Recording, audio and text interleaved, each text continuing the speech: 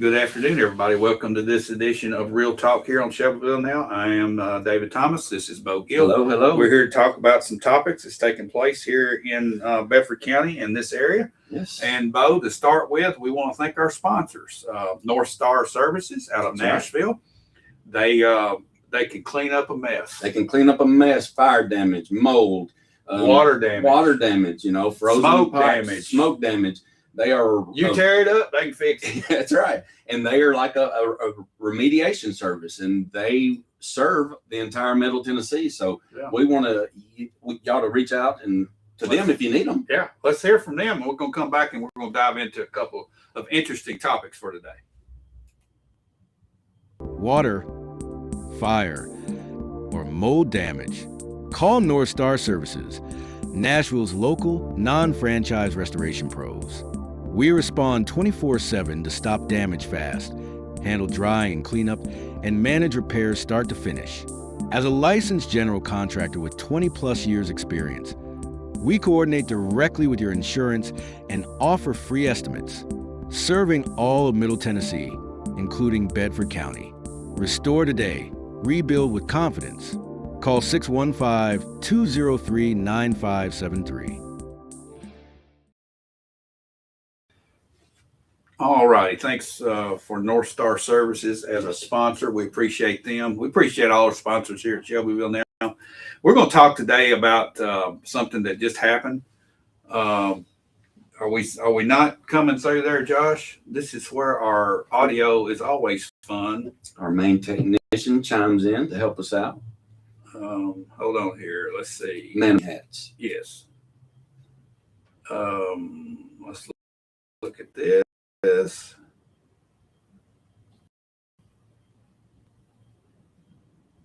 Let's get. Thanks for chiming in there. I think we've got that fixed. As always. I don't know what makes this thing turn off and on, but sometimes it'll just jump over to the camera mic or to the computer mic, and it's terrible audio when that happens. So hopefully, sorry about that, and thank you, Josh. We're tuned back in. At the committee meetings, the standing committee meetings, this past Tuesday night, we had a lot of things happen. The first thing that happened was the Rules Committee kind of addressed the wastewater committee advisory committee situation, and there will be steps, and it's going to be live streamed. Yeah, they certified the decisions that the commission made. All right, so that's taken care of.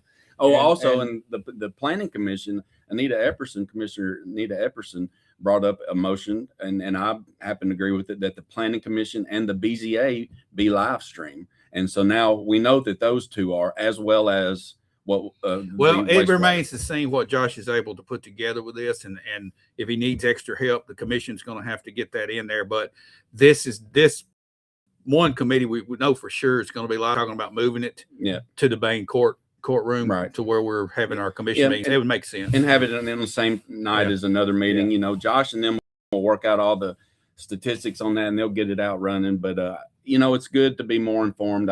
Some people don't like it. Here's the thing: transparency and disclosure is inconvenient sometimes. Yeah, it is. But you go out of your way, and I think it's a good thing to earn trust. And it really helps. And I hope that these are, talk about saved for years and years. It would be nice if we could go back in the 80s to pull some clips and know what was really going on. There wasn't any clips. And there wasn't any clips. So and we still take a paper notes, and we have our paper minutes, but this is the minutes. This is the meeting, and it gives everybody a chance to watch it. And some people say, well, that means people won't show up.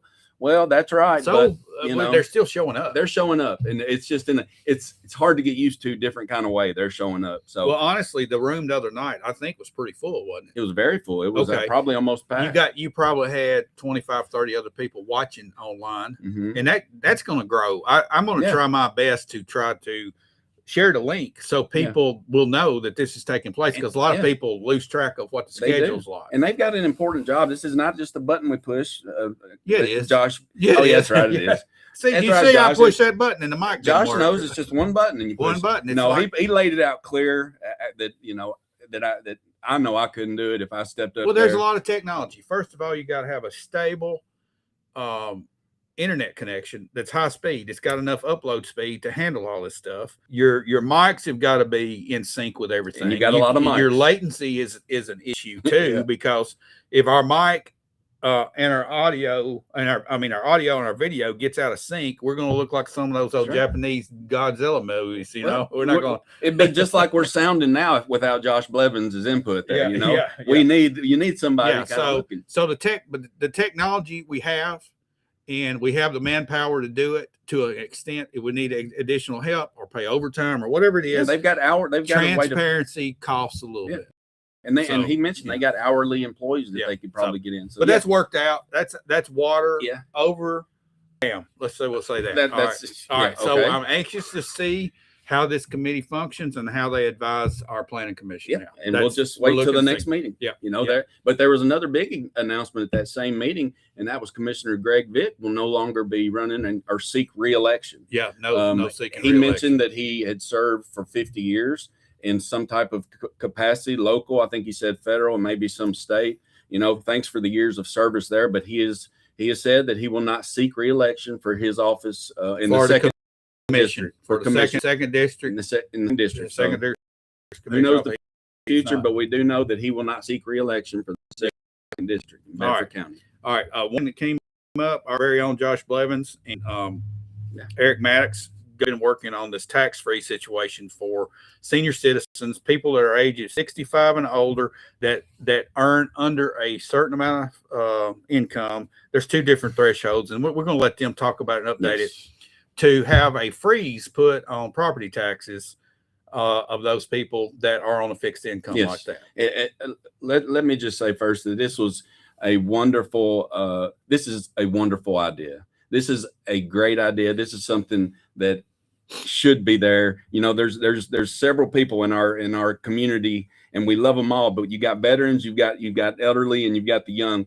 But the elderly, the people that've been there, they put a well-rounded argument and a case for that Bedford County should have this. Besides just we need to take care of our senior. Well, that's enough for me. That's enough for me. But here, let me tell you this: back in 2018 or 2019, Brent Smith brought this to the forefront. Yes, I do remember. Pushed it and got shot down like a duck. Yeah, I mean, it's terrible. But let's get clear on the fundamentals here. A tax freeze doesn't mean you pay no taxes. It means you pay taxes, but you're locked in. Yep. You're still contributing.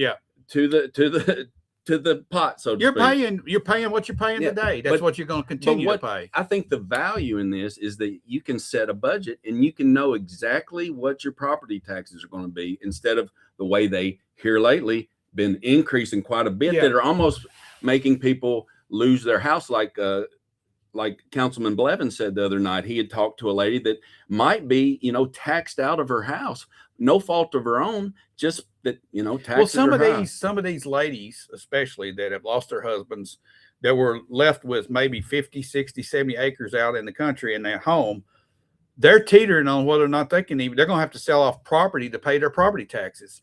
If you've worked that hard for your entire life and you've paid for your property and you own it, you shouldn't be levied out of your house. And that's what happens. And I can't think of a good argument or any argument against this proposal. This proposal was they have gone. I know Putnam County has recently enacted this. I know Josh had talked to some of them. They had all the numbers. They've got it, and they're going to come here in a few days maybe and share the main details of it. Here's the thing. This is not hard to do. It's basically math. Okay. And I think that we got a lot of good people that are good at math. We got math people. All right. So I think we're able and capable. And I think this is going to be unanimous when it's all said and done. It should be. Yes, it's going to take work. Taking care of people, it takes work. And your citizens are worth it if anybody is. Yep. So I'm looking forward to it. Forward to it. I'm sure Josh might address it on the weekend wrap-up show. Oh, yeah. I mean, he's done the study. Eric's done the studying. And hopefully we can get them both on here one day and talk about this so that they can clear up some of the, because I've seen some of the comments on Facebook and it's obvious people don't even understand what's going on here. And hopefully, and a lot the of more we talk about it, I think the more to clear up. But let's be clear, a lot of this and a lot of these bases are set by the state. It's the state. It's a state deal. It's not what our county is saying. This is what the state will allow our county to do. And it's a travesty that this has been in place since 2007, voted on 2006, enacted in 2007, and we hadn't done it yet. It's right That's there. 18 years that we've been sitting on our rear ends. And I'd like to know how many. Well, I wouldn't like to know, but I'm sure that there have been several people lose their homes or their property because of or this, be forced to sell part of it, or issue. forced to downsize. Yeah. And that's lost in my opinion. you know, I've talked to some people that live here in the city, and they live in small houses, go to church with some of them, and they're at the point of, do I pay my property taxes or do I pay for my medicine? Yeah. Do I have my heat cut down to 60 or 55 degrees in the winter and keep my thermostat on 90 during the summer, or do I pay my property taxes? I mean, they're having to make a choice, and some of it is health oriented, but some of this medication they're having to pay for out of their pocket that Medicare doesn't pay.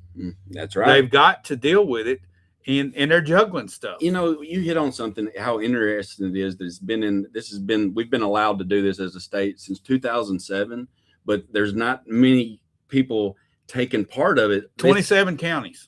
I mean, and why is that? It's Greed. because Greed. They're obviously not going to get more. They don't money. want to turn loose of a penny. So okay, that's my point. You know, or they're just lazy and don't want to mess with it. We've got to. It's either one or the other. You know, yeah. I whatever. Hey, Bo, it ain't cool to hate Granny. No, it is not cool. Granny does not need to get run over by the reindeer. No, exactly. No matter who's the pilot. All right. No. All right. So let's move on from this, Bo. And I look forward to this coming out first of the year. I think Josh and Eric have done a great job. I think the city's going to jump on board on this, and I think most every commissioner is going to jump on this and run with it and get this done quick. Yeah, I was just going to clear that up. This has been done at a city legislative level and a county. That's why Josh and Eric are pairing. That's right. They're bringing this out together because every little bit helps. If you live in the city, you pay county taxes. Okay, go look at my article I wrote. Shelbyville is in the county. Great article. All right, and if you're in the city, you're paying county taxes. Yeah, that's right. You have county representatives, and if you're paying in the city, you're getting double whammied. Okay, so some of the elderly, you might think, well, it's not going to be that much. Well, if you can save them $200, $300, $400, $500, $600, that's the difference of them paying for medicine and not. Yeah, and the city's been on record on this more than the county. It's kind of new issue to the county in this recent form, and the feedback I hear, I mean, it seems like the city's going to do it. You know, I'm sure the county. Yeah. And to be fair, we already have the financial aid for this, which is, I think it's anywhere from $130 to $170, depending on, and that helps. Okay, you put that with a freeze, and you put the aid with the freeze, and it could make a huge difference for these folks that are on fixed income. If they're just on Social Security, which a lot of these single ladies and men are on fixed incomes with a single Social Security payment coming in and no other retirement. That's right. They bought the bill of goods that Social Security is the savior of the world back when it came out, and now they're paying the price. They're on up in their 80s or whatever. It's tough on them. Like Commissioner Maddox said when he led off, you know, he watched a family member of his. I think he said, you know, count pennies with intent, because that's what she had to do. Right. It was that important that every penny mattered. So that's really at the heart of it. And then there's also, it's just a great thing. And I really hope and wish them well. And I wish that the citizens could stand behind. Well, I think we're this. Just based on what I'm seeing right now. If we put a poll out, and I probably might do this later, I'm going to say 90% of the citizens that are out there are going to support it. The other 10%, God bless you, we'll pray for you. That's all I can say. Yeah. All right, let's shift gears now, Bo. We're going to talk about real estate market. I've talked to some real estate people, and you being in the appraisal business, you kind of know what's going on with the market. Why don't you kind of summarize where we are here as the year comes to an end? Well, as the year comes to an end, 2025 has been an interesting year. I wouldn't say we've set the woods on fire like we have in the past. It's been more of a year of slow and steadiness. We've kind of stability. I would say we've our prices, especially if they've came down, they might have came down a little bit. We've seen a lot less new construction, especially speculative building. We're seeing a lot more days on market. You're seeing your list price or your average price staying about, you know, in that 330-ish area for a house. This is in Bedford County. But what you're seeing also is a lot more. I think you're seeing a lot more people just kind of waiting it out. There's a lot Here's of people what they're waiting it waiting out. on. They're waiting to see these prices drop. They are. All right. What's going to happen is, and I talked to a real estate guy, and you and I were talking before we come on. If you start to see some foreclosures where people extended themselves to the point they can't do it, you're going to start to see these prices coming back to reality. You will. You'll start seeing the foreclosed. It won't be quite the old days of liquidation foreclosed prices. It'll be at a more marketable value. Right. That 320 is going to come down to 280. That's right. And I think that the houses that are at 300 or at 320, these brand new ones, they're going to come under 300. I mean, I think they'll have to. I think when they get to the 275 range, I think you see things start that flurry back up. Yes, I think so. Yeah, the buyers are still there. Oh yeah, everybody's still there. Nothing changed. They're just not biting right now. No, they're not biting right now. You know why? Water. Why is that? Because they feel like they got a little bit more control than they did 2 years ago. Well, they do have more control. They are way more in the driver's seat. Things change over time. We've recently seen some. Some I know new construction in town. It goes down 10,000. They wait 2 months, then they go down 10,000. They go down 10,000. When it's been on the market for over a year, maybe go down like 30,000 and just get rid of it. And you're going to sell it. Yeah, and you still, if you've had that home a long time, you're going to be way ahead. Still way ahead of where you were. And I think that I know that there's existing houses in that area, and that does affect them, the people that have invested in those houses at the high time. Let's just think that buyer beware. You bought a house in between from 2015 and earlier. Mm-hmm. The price that you have in that, and you've had time to build up considerable amount of equity. You got wild crazy and thought, man, I'm getting rich because your house 50% over that little spike. Yeah. Okay. But now reality, it's coming back down to where it was. That's right. And then you're starting to think, oh, I should have sold it at a higher rate. Well, not really, because if you'd sold it, you're going to turn and replace it, and that price is going to be high. You got to buy when you sell, unless you've got your house rich or you got them everywhere.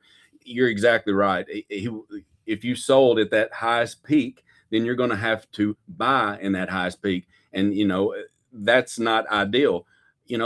Time, it's always tough to tell, but right now, if like you said, if you bought in 2015, you'd still make a killing. Oh yeah, you're still going even with a discount. Yes, throw another 10% discount on top of it. If you paid $225,000 for a house in 2015 and it went up to 375, 400, like a lot of them did, and you're at 325, 300, and you coming down under 300, you still making money on that house. You're exactly right, and I'm telling you, the sweet spot on some of these, like some of these houses with 20 acres and a nice, say a 3,000 square foot house, they're at 750,000 still. There's still several of those moving. I know in Bedford County right now, there's 16 listings active that are over $1 million currently as we speak. Yeah. We're talking residential, but I have a feeling there's going to be a spike, and I've heard some from some real estate friends and professionals, spike in commercial development here. We've still got some really prime, right on the edge, right in the city limits, right on our main corridor land, commercial development land there. So I think that maybe this is the time where we can catch up because. Okay, are you talking industry?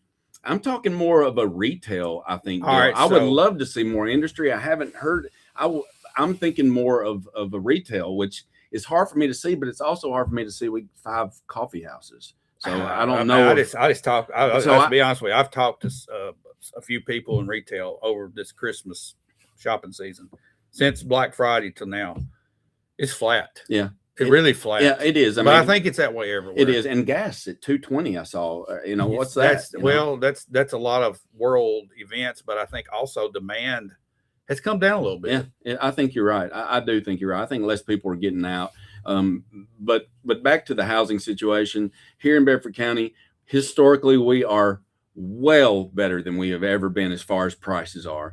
If you're a new home buyer or wanting to get in a new home market, God bless you. It's hard right now to find anything that's in good quality condition under $250,000, and historically that has never been the case. I know. So what this is, it's a spill off from Murfreesboro. It's a spill off there, and there's a lot of people seeing this rural land here and just knowing that it'll be developed or hoping that it'll be developed. And that's where we as citizens got to stand guard and decide, do we want to keep our rural character? Yeah. or do we want to sell the farm? That's Because why I know we- some people that have been offered some big money and they said no, but some people say yes. It depends on what and, you value. And that's okay because people have Yeah. different, The people have different tastes. I mean, I fussed about keeping our character here in Beverly County because that's what attracts people. And that's the reason a lot of people moved here. That's a lot of reason people stay here. Yes. It's because it's not the hustle and bustle of a city. And it's turning to that in the city of Shelbyville, but you can escape that because we've got Bell Buckle, because we've got War Trace. Let's talk about Bell Buckle for just a quick.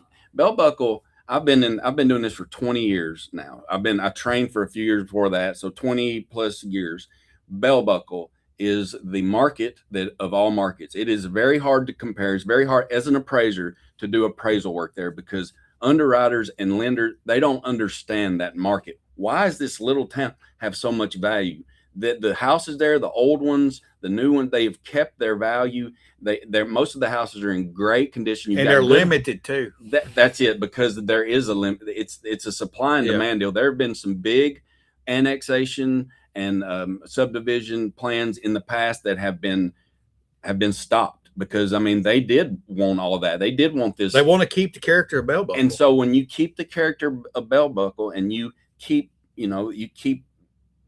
rarity as property, it's rare, it's hard to come by, you will establish a better value. Well, you have demand for that.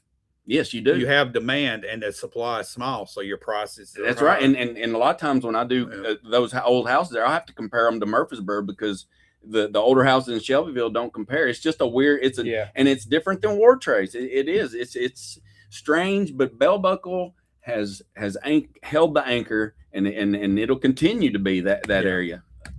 Yeah. All right, Bo. This is next to the last broadcast that we're going to have before Christmas and New Year's. Monday will be our last hoorah. Hoorah! And everybody will want to come in and tune in to our Saturday morning weekend wrap up with myself and Josh. We're going to be updating some things that's happened this past week. We've talked about a little bit of it, and I'm sure Josh has got a lot of other stuff to talk about. And that will be our last broadcast until after the new year. That's right. And then we'll crank back up. So we appreciate everybody tuning in. Everybody, and your watching. comments. Yeah. It's much appreciated. I don't know if we say it enough, but thank you for each and every one of you. I know I'll see you again, but Merry Christmas if I don't. Yeah. But we'll be back on Monday. We'll be back on Monday. And there's a planning commission meeting for the city tonight. So who knows what'll come out of that, but I'm sure it'll be something that Josh will discuss Saturday and we can follow up on Monday. Yeah. Thanks everybody for watching. We'll see you guys on Monday once again. And again, thanks to our sponsor, North Star Services. North Point. I North take my Point dog is out here on North Main. Hey, free plug. North Point Animal Hospital. Okay, you got that too. I like them. But North Star Services. Yes, that's our sponsor for all your cleanup needs. We'll see you guys.